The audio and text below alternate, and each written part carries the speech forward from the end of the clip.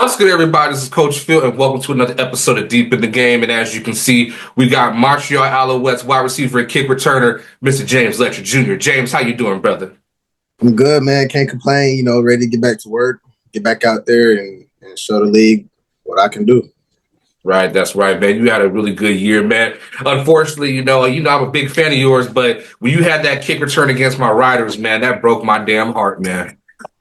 I knew it did. I knew he was gonna be. I knew he was gonna have a reaction to it, and I was thinking about you the whole way down there. You cold as ice, man. Come on now. Y'all didn't have to come into our house and do us like that, but that's neither here nor there. Brother, what you been up to this offseason, man? What you working on? And give us people a little taste of what you're gonna be giving them this season, man. I'm really working on a little bit of everything. I'm from Kansas City, but I got to get out of that cold. So I'm down in Houston right now. Working out, lifting, field work and whatnot. It's been a little cold down here, a little rainy too, but whenever it get heated up a little more, I'm definitely going to be doing some more field work as far as kick return, punt return, and some offensive receiver, maybe some running back, who knows. But just doing a little bit of everything, just try to get better for myself and for the team. You've been doing a lot of kick returning, and I know that's been the way you've made your name for yourself, but are you looking to be more involved in the offense or kind of whatever they need you to do this season? Oh, most definitely. That was one of the biggest things of me actually coming back to Montreal. I told him I know who I am as a player, and I know I'm more than just a special teamer. I know I'm more than a kick and a punt returner. I know I ain't going to be, as far as right now, I know I'm not going to be a day one starter as far as being a receiver, but I know I can make an impact being on that field for sure. Are you looking at the stats, man. You do make a hell of an impact, man. 924 yards, almost 1,000 yards of punt returns. Do you feel like and this is a tough one for me to ask because I don't really I don't want y'all to really give out all the sauce, but do you feel like it's hard sometimes to shed that image of being just a special teams guy? Because I've had AJ Allen on, I've had Devontae Dedmon on. They say sometimes it's tough to get rid of that. Yeah, I think it's tough because of how different the game is out there. Special teamers, as far as returners, they're a big part of the game. We got a big special teams part of the game out there. So they, as far as my team, it's a major impact of having a good return out there. So they don't want to put too much load on me necessarily. I don't want me to do too much. And if I get hurt on offense, it might take an impact on special teams and vice versa. But same way I could get hurt on special teams, I can get hurt on offense. You know what I'm saying? So why not just have me out there doing what I can do? Betting on yourself. That's what I like to see in guys, man. So for you, man, you had a nice little journey, man. You went to Washburn. You're from Kansas City. Tell the people about yourself, man, and what it took for you to get to where you are right now. For sure. So born and raised Kansas City, Kansas. I got to stand on the Kansas side because, it's the Kansas City, Missouri, and it's the Kansas City, Kansas side. I ain't got no problem with the KC Mo side, but I just got to let everybody know I'm from the KCK side, So yes, born and raised in KCK, I went to Piper High School, middle school, high school, all that. Ended up going to Washburn for, I want to say, 6 years, including COVID. So I was there for most of my years. I played running back in high school. I played, obviously, receiver and punt return and kick return in college.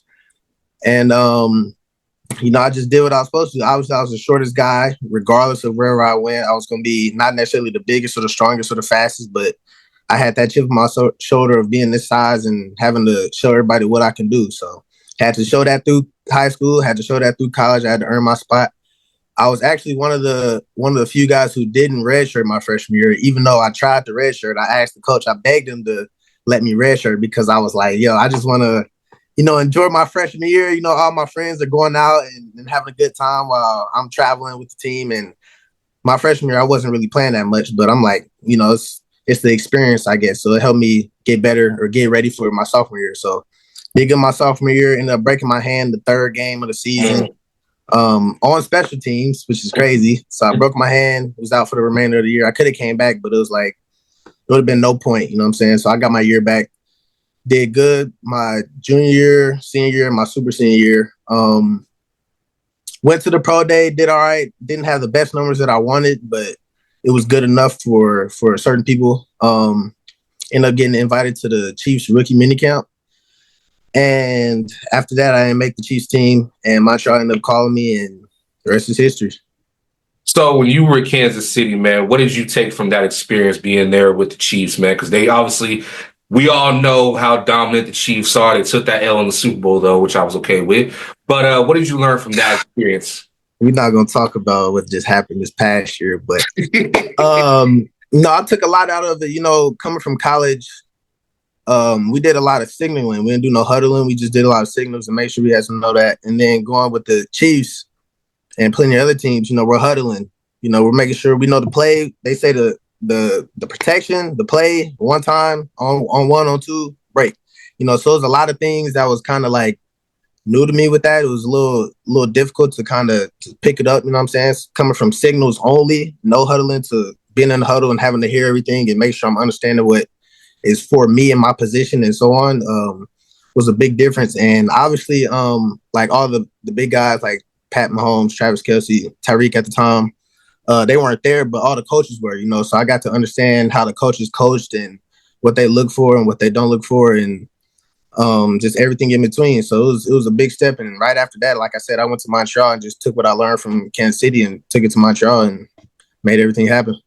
Yes, sir. Yes, sir. So we've had Austin Mack, and we've had a couple. We had Reggie. We've had Sean Lamish. Big shout out to all them. Yes, sir. They told me about y'all's training camp, the 2-a-days, the crazy. Please share with us, man. What was your welcome to the CFL moment in the training camp? So my rookie year, lucky for me, like I said, I was with Kansas City during their rookie mini camp. So Montreal's training camp started while I was at mini camp. So I missed a whole week.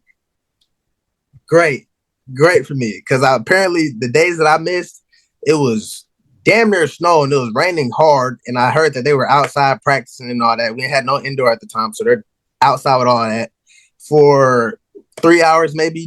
We had 2 practices. We had an hour and a half practice, 10 to 15-minute break, get a snack, apple, drink. We back out there for another hour. So seeing that, I'm like, this damn near reminds me of college. College, they ain't got no remorse for y'all. You know what I'm saying? We gonna be out here, we're gonna do our work, and then we're gonna get back in that in the building and have meetings all day and all night. You know what I'm saying? So that was probably the worst for me. So whenever I got there, I think it was on the last couple of days of the 2-a-days. But this past season, I was there every day. Them 2-a-days are no joke. And we're practicing. Ain't nothing half-assed, none of that. We're going at it. And obviously, we're going to practice as professionals. We're going to keep everybody up. And we're going to, the intensity of practice is going to be there. But it's them 2-a-days are serious, for sure. So there was no half rack. Was it full pass? Because Austin says it was like this long walk to the field, and then you only had the 15 minutes. You vouched for the 15 minutes break. For sure. It all kind of sound familiar. Like it's giving me some cold chills from what I played. Like, when you guys like on that journey going to the Grey Cup, man, what was the feeling as, okay, what this game is a little different for me now. Mm-hmm. How did you adapt to the game? Coming into camp, obviously, I didn't really have to do too much, because when I came late, the coaches knew that I wasn't going to be able to keep up with the guys as far as knowing the playbook since I came late. But they're just like, hey, just make sure you know all your special team stuff, and then we could go from there. And my first special teams game, I don't know if you watched it or remember, I had a couple good returns. Mm-hmm. I think I made the team based off that game. I did good that game, and that's what all I was doing throughout camp is just kick return, punt return segments, and that was it, because I didn't know nothing about the offense at the time. Like I said, I came a week late, so it was like there's no chance I'll be able to get all this picked up by the time they're day 8. I'm just now getting here. There's no way I would have been able to pick up all that stuff the next day. You know what I'm saying? So it was different. All the rules coming from the States to Canada and all the different rules. I didn't know it was 12 on 12. I didn't know the field was that bigger. I didn't know the end zone or the goalpost was in the front of the end zone. It was a bunch of stuff that I didn't know. I didn't know the waggle. Whenever I first got to practice and I'm seeing everybody run to the line, I'm like, hold on, what's going on? Like, why the hell? Hold on. They're like, nah, that's part of the game. You good. So I'm like, the things like that, as far as like the rules and stuff, wasn't necessarily difficult. It was just something I had to get used to. You know what I'm saying? So it was fairly easy. I had Chandler Worthy. He was there. He definitely helped me out a lot. Chandler Jones was the coach at the time. He definitely helped me out a lot, just making sure I knew what I was doing.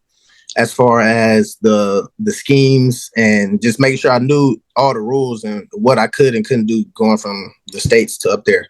So as far as the Grey Cup journey, I didn't play. I was on practice squad most of the year, and whenever I got my first shot, man, I had everything built up from all year of just training and working out and practicing and not doing nothing else. So I was obviously super healthy, and whenever I got out there, I just ran like I was getting chased by dogs back in the day. I didn't want to get tackled. I didn't want to get touched. I ain't never like getting tackled being my size, but I use that as my advantage. Obviously, everybody else just practicing or playing throughout the year and me coming with fresh legs, I just had to use it as my advantage.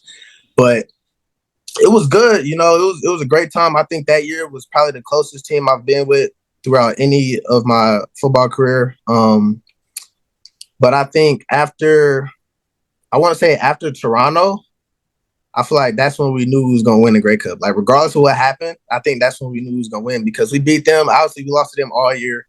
We lost to Winnipeg all year in 23. I think after that game and just the dominant performance we put on that year in that game, it was just a no-brainer. Like, we're definitely going to win. And on the ride home from the while we was in the plane, I remember this like it was yesterday. Boys are back there just, having a good time, listening to music, Stubbs is right behind me, like, bro, we could really do this. Like, we here now. Like, it's time. Like, ain't nobody else here but us in Winnipeg. And it's our time. We're the only team who had this amount of rookies on the team with an impactful part throughout the season. We had I don't even know how many rookies we had on the team, but the fact that we had that many on the team at that point actually playing and giving crucial minutes and being impactful throughout the year was crazy. So it's still crazy to think about now 2 years later. Like, wow, I can't believe we really did that. And just the streak and the high road we was on from, I think we won 7 or 8 games straight at the end of the year is baffling us. So I still think about it to this day. Like, I can't believe we did that. But the fact that we did it is crazy.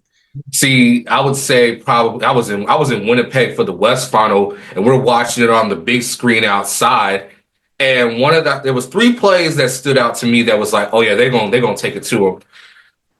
Marc-Antoine Dequoi's interception, that first drive, Reggie's interception, and then your 105-yard kick return. Please take us through what was going through your mind and how did you make that play, and just even a little bit of advice on how you get yourself prepared to be able to return these kicks and these punts.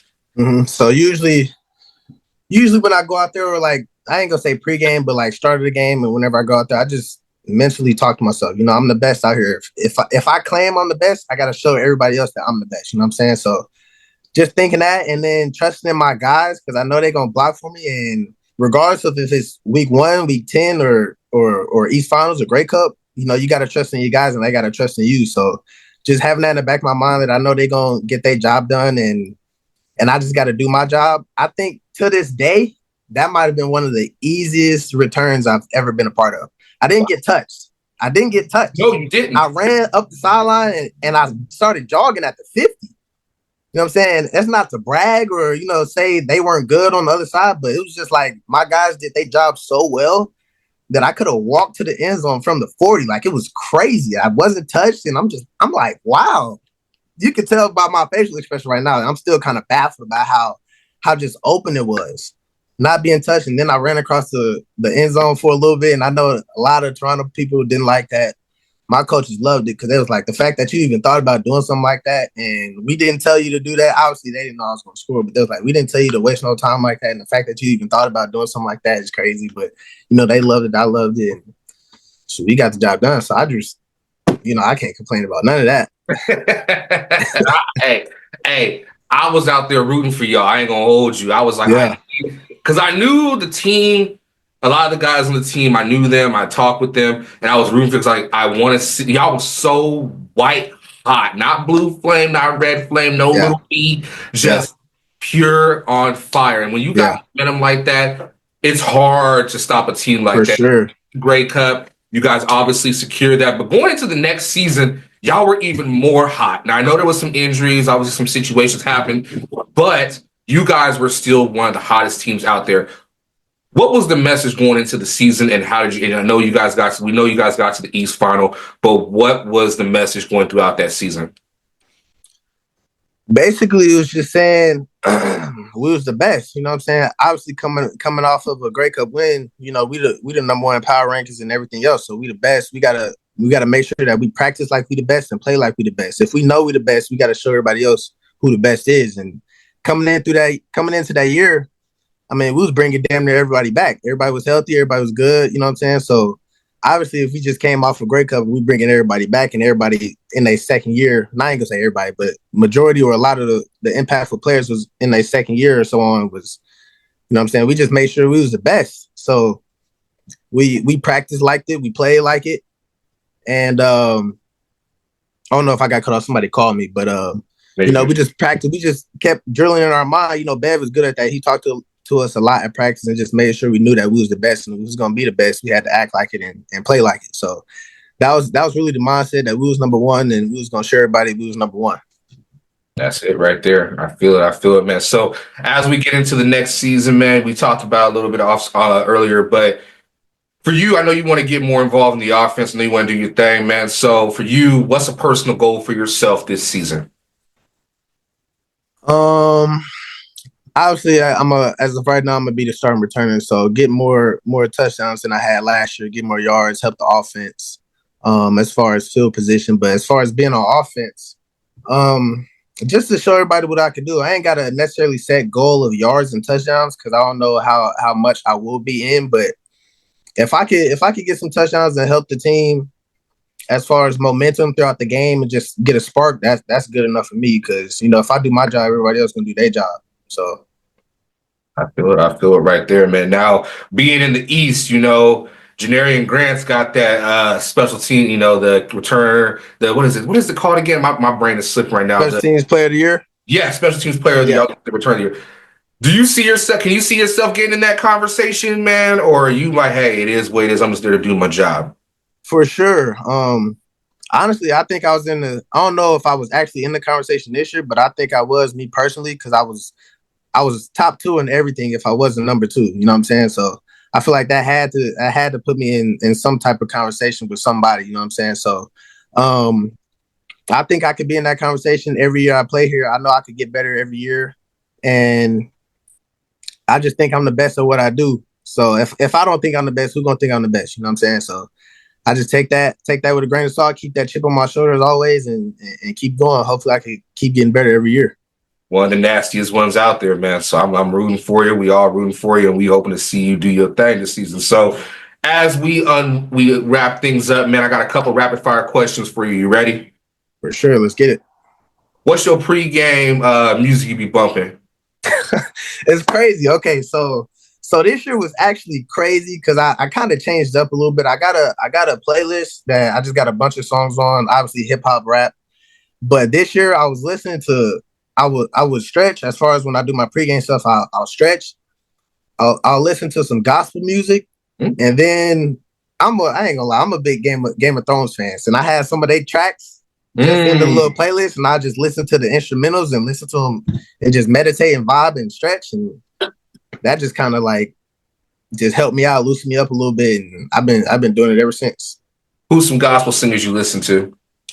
Good Kirk Franklin, you know what I'm saying? Okay. That's probably the best one, right? I ain't gonna say the best one, but that's probably one of the ones I listen to a lot. Um, yeah, I had to look at the playlist, but yeah, that's one of the big ones for sure. Tell me, what is your what do you like to do in your spare time? Obviously listen to the music, watch some shows. I'm a big gamer, so I play the game a lot. I got a PS5. I'll be playing a bunch of games, 2K, Apex, Call of Duty, whatever. Just let me know. I'll be playing. So Yeah, so last question for you. If you can give any advice to the youngsters out there, man, what would you tell them? Aspiring athletes. um, don't let nobody tell you can't do nothing. You know what I'm saying? Regardless of your size, you know what I'm saying? What you look like, how you act, how you feel, how you play, it doesn't matter. If you want to do it, you could do it. Like I said, don't let nobody tell you no. It's hard. It's a lot of hard things in life. It's hard being broke and it's hard being rich. You know what I'm saying? So choose your hard. Oh, that's a bar right there. I ain't gonna hold you. Hold on, say that last part one more time. Man, it's hard. I said life is hard. You know, it's hard to being broken. It's hard being rich. So choose your hard. How you want your journey to go? You want to be hard where you jumping from house to house and jumping from, you know, homeless spot to homeless spot, or you want to be rich and wealthy and want to be able to take care of your family and your friends and be able to get anything you want and have fun. You know what I'm saying? Choose your heart. Got my clip right there, man. That's it, right? That's a bar right there, bro. I tell you. So, hey, James, thank you so much for joining us, man. I appreciate you, man. Most definitely. We're gonna be rooting you on, man. Can I help you? Just You want to say hi? yeah. Say hi. What's up? What's the word? Lean your head in a little bit. He can't see you. There you go. It's a little blurry. A little blurry, man. All the hair though. I see all the hair. He want to get dreads, man. Yeah. Join the gang. Come on. That is expensive nowadays, but yeah, thank you so much. I appreciate you, man. And boy, I'm still recording. Yes. I love it. Oh my goodness. I love it. Keep it all in. Don't cut nothing. I ain't even gonna edit this out, man. I ain't even gonna do that. So, but yeah, hey, thank you, man. I appreciat you, man. Best Most of definitely. Appreciate you having me on here, man. Can't wait to see you throughout the year. Hopefully, I don't do your boys too bad this year. Like you ain't gonna do us that bad. You know what? We ain't gonna get into you talking reckless now. I don't want no problems with nobody. I'm just saying. I just can't wait to see everybody. You know, have some good games. That's all I love, man. Just break down when you see me. You know. That's what I be saying all year. Man, just break down and just make a tackle. It's not the. But it's harder than, you know what I'm saying. It's harder than people think. You know, a lot of people do break down, but I ain't gonna give away too much sauce. Just, you know what I'm saying. You know. Not because you be hitting them creases so easily, man. The holes be right there. You know. A lot of people talk about my size being a disadvantage, but it's a slick advantage. You know what I'm saying. I'm already down there low to the ground, so if I hit that seam, good luck. Appreciate you, big dog, man. Appreciate yes, sir. Appreciate it. Take care. Be another episode of Deep in the Game. We might be deep in this game, but you got the rules missing. Until next time, bless.